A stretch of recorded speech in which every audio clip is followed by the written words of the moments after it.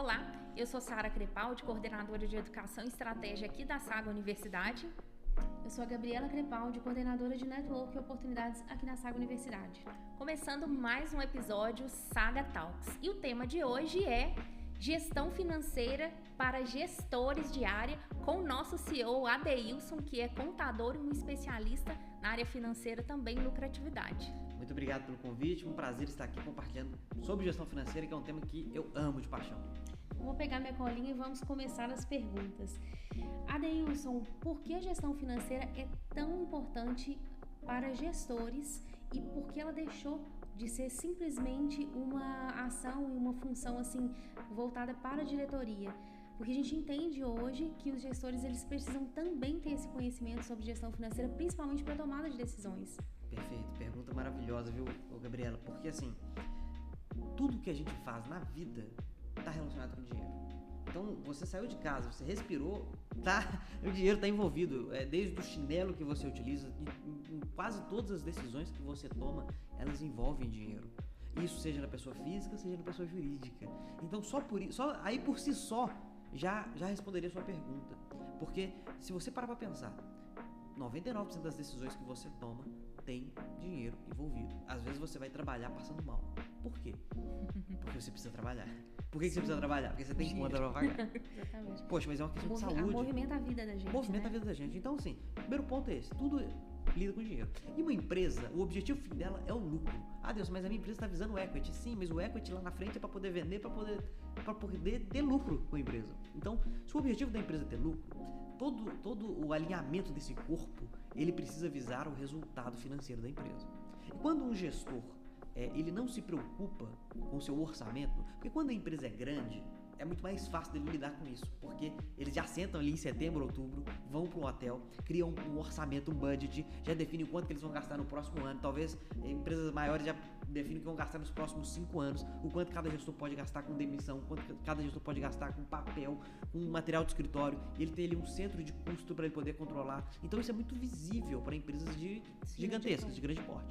Mas naquela pequena empresa que está começando, muitas vezes não tem esse nível de organização. E o gestor de área, se ele não se preocupar com isso, muitas das vezes, só o diretor se preocupa, mas o diretor ele não está por conta só do financeiro. A não ser que seja um diretor financeiro. Mas se a empresa não tem uma diretoria financeira, muitas vezes o diretor ele tem que preocupar com N fatores. Uma empresa menor que tem um diretor, 2 diretores e vários gestores, às vezes o diretor está cuidando do marketing, do vendas, da equipe, do operacional, e o financeiro é mais um detalhe que ele precisa olhar. E se você como gestor não toma cuidado com os números do seu setor, o seu setor pode se tornar um problema para a empresa. E se o seu setor se torna um problema para a empresa, quem é o culpado? O gestor. Então o gestor ele tem que usar a expressão medir a água e o fubá. Então ele também tem que tomar cuidado, por exemplo, são detalhes simples da gestão financeira que às vezes a gente não percebe. A rotatividade dentro do seu setor influencia na gestão financeira. A quantidade de demissões que tem, ela impacta. Então isso impacta na hora que você vai contratar, na hora que você vai demitir, na hora que você vai treinar. As ferramentas que você quer implementar, tudo impacta. Se você é uma pessoa que demite muito e contrata muito, talvez você vai perder orçamento para poder investir em estratégias melhores, em consultorias e ferramentas que vão agilizar o seu trabalho. Então o gestor ele tem que preocupar com o operacional dele, sim, mas ele também tem que preocupar com o financeiro, porque se o setor dele não der resultado, talvez o próximo a ser cortado é ele. Adeilson, eu sinto muita falta, eu sou especialista na área de gestão, para a área jurídica, a gente fala muito em eficiência, que eu sinto muita falta nas palestras, nos congressos que a gente faz, nos cursos que a gente faz também, é associar esse conceito da eficiência jurídica à questão financeira, né? Porque assim, para um gestor, para um diretor, para um empreendedor é muito fácil verificar que a finalidade principal da empresa é o lucro, né? Sem lucro, a gente aprendeu já isso com você, né, Deilson? Sem lucro você não inova, sem lucro você não consegue... Não reinveste, não consegue nada. A empresa não sobrevive, né, sem lucro. E eu sinto muita falta dessa associação, né? E aí a gente já vai caminhando aqui para a segunda pergunta, no sentido de sinto falta dessa associação da eficiência. Eficiência, beleza, fazer mais com menos, revisar processo, mas o que isso representa em número, em dinheiro para a empresa, né? Como que a gente faz para conversar, por exemplo, com uma diretoria, ou às vezes é um sócio do escritório, né? E mostrar para ele, através de dados, através de métricas, o retorno, né? Eu acho que a gente tem uma dificuldade muito grande também de visualizar isso. Quais métricas, né, a gente pode usar e como que a gente pode fazer, assim, de forma bem simples, que a gente é advogado, não é contador como você, né? A gente tem dificuldade com números. Como que a gente consegue... quais são as principais métricas que a gente consegue estruturar para demonstrar essa eficiência real, né? Que olha, vou trazer um software aqui porque vamos ganhar nisso, nisso, nisso. E isso representa quanto pra gente? Como que a gente demonstra isso a partir de métricas e quais são as métricas que você enxerga mais importantes aí no contexto de projetos, pra gente defender a ideia e chegar lá, estimamos aqui que vamos lucrar não sei quanto aqui em 3, 4 anos. Não, perfeito. O ponto principal o famoso papel aceita tudo. Então, você tem que tomar cuidado com o que você vai apresentar. Então, o ideal é que o gestor ele tenha conhecimento também de parte financeira para que ele possa estruturar a forma que ele vai apresentar. Mas o primeiro ponto ele consegue gerar um piloto. Só aqui para o pessoal que está escutando a gente, então, o mapeamento de processo, por exemplo, que é uma coisa que a gente faz o tempo todo. E, normalmente, até que nível ali de abstração que a gente vai? Da atividade, da ação específica. Então, o que você está dizendo é o seguinte, que você tem que mapear o custo do processo também. Para você ter uma noção, você precisa mapear o custo todo. Você tem que saber quanto custa a hora homem, quanto custa cada processo. Dá um curso, hein, Gabi? Exato. Quem sabe fazer isso? Poxa, mas hoje, assim, já existem muitas ferramentas boas, mas muita gente não sabe usar. Muita gente tem uma Ferrari na mão e às vezes usa como se fosse um Fusca, né? Ou um Uno com escada em cima, né? Que também é muito eficiente. Mas o gestor ele precisa mapear, de fato, todos os custos do setor dele. Quanto custa cada processo, quanto tempo que demora mais, quanto que ele perde, se ele agilizasse esse processo, quanto que ele teria de economia. Mas ele precisa ter esse conhecimento financeiro, tanto do custo da parte dele, para que ele consiga construir isso em números reais. Então, construir isso em números, ele já sabe o quanto que ele gasta, o quanto que ele custa, ele vai procurar as ferramentas para poder ter eficiência. E aí a melhor forma de fazer isso, e aí a melhor forma mesmo, é através do teste. Por quê? Porque eu só falar que se eu migrar para esse sistema eu vou ter uma economia é muito vago. Porque é o famoso papel aceita tudo. Então a melhor forma que tem de se fazer ou fazer uma demonstração com 30 dias, fazer um teste prático para que eu consiga chegar numa apresentação para a diretoria e não fale só de teorias. Olha, nós fazemos o processo desse jeito. E nesse jeito, a gente gasta 100. Só que a gente testou uma ferramenta em 30 dias. E fazendo com essa ferramenta, o pessoal aplicando, a gente gasta 50. Quando mexe dinheiro e você tem uma prova prática do resultado que isso vai gerar, é quase que inegável que você já ganhou ali o coração do seu gestor. Legal. Porque ele viu na prática que você já testou e já funciona. Porque qual que é o grande problema da venda de ideias? Eu quero vender algo que eu simplesmente quero testar. Mas se você quer testar com o meu dinheiro, você quer fazer um teste com o meu dinheiro, é muito complicado. Adeilson, mas tem coisas que não tem como. Se não investir, não tem condições da gente testar, de ter esse pequeno teste ali. Beleza. Para esses casos específicos, aí você vai trazer, já tem que trazer pro seu sócio, pro seu diretor, o quanto você pretende gastar, o quanto que se representa dentro da fatia do seu negócio e qual é a previsão de retorno daquele investimento. Teste.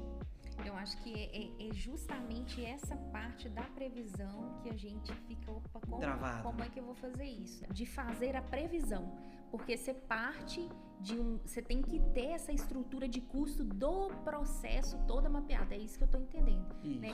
E agora, partindo, então, faça de conta que eu mapeei meu processo e levantei ali o custo de execução desse processo. Primeira pergunta, como que eu faço isso? Como que eu mapeio isso? Porque tem indicador que aí a gente fala com o pessoal no curso, gente, tem indicador que você não tem como tirar essa informação do sistema. Como que a pessoa faz isso ali? quando ela está nessa fase do piloto, como que ela vai agregar esse indicador, como que ela vai coletar esse dado financeiro, sabe? Ela vai criar essa base de dado financeiro para ela fazer essa previsão lá na frente.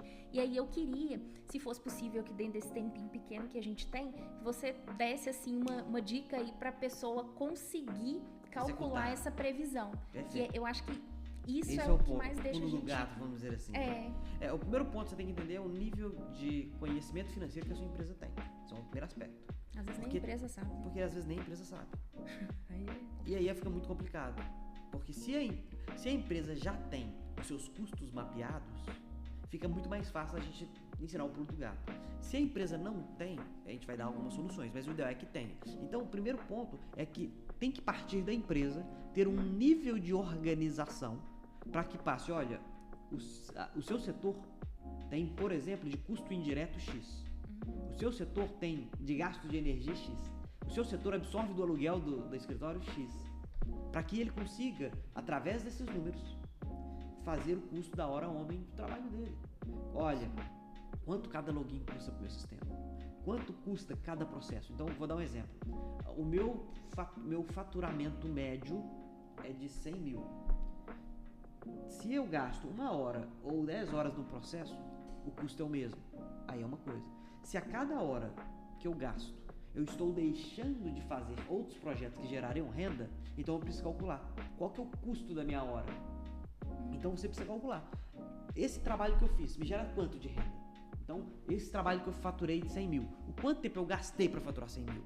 Se eu gastasse o mesmo tempo com um segundo profissional, eu faturaria 200? Então, estou descobrindo ali qual que é o meu custo para poder chegar no meu faturamento. Agora não, se eu gastar 1 ou 10 horas, meu faturamento vai continuar sendo 100 mil? É uma coisa.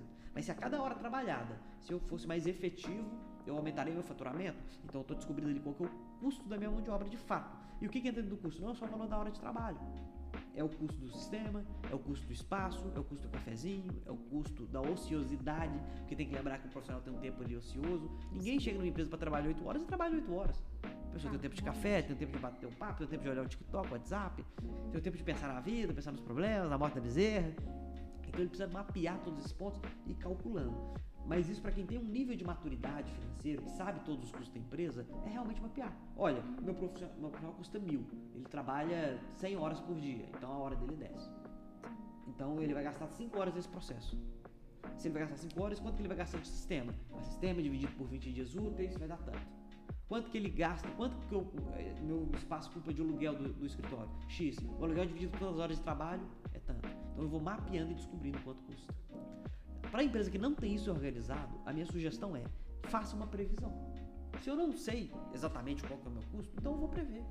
Olha, eu imagino que meu custo é tanto, algo próximo da realidade, vou mapeando ali tudo que eu acredito que eu vou ter de custo e vou criando previsões para que eu tenha um norte de quanto que eu vou mensurar meu valor hora homem. Pessoal, e para aprender a fazer isso aí com calma, a gente tem um curso gravado, né, introdutório de gestão financeira para gestores, que a Deilson explica dentro desse curso, né, de forma bem detalhada, bem simples, com uma linguagem muito simples, né, pra gente que não é da área conseguir apreender todo esse conteúdo. E ele tá no nosso Hot Club, então se você quer se aprofundar, espero que você já tenha entendido a importância de se aprofundar nesse tema como gestor de área, para que você consiga falar a linguagem do negócio efetivamente, né? Então é isso aí, pessoal, espero que vocês tenham gostado deste conteúdo que a gente preparou para vocês. Fiquem ligados na nossa rede social aqui, porque a gente vai trazer muito mais conteúdo sobre gestão financeira, principalmente para você que é gestor e intraempreendedor. Então fique ligado aqui na nossa rede. Tchau, tchau!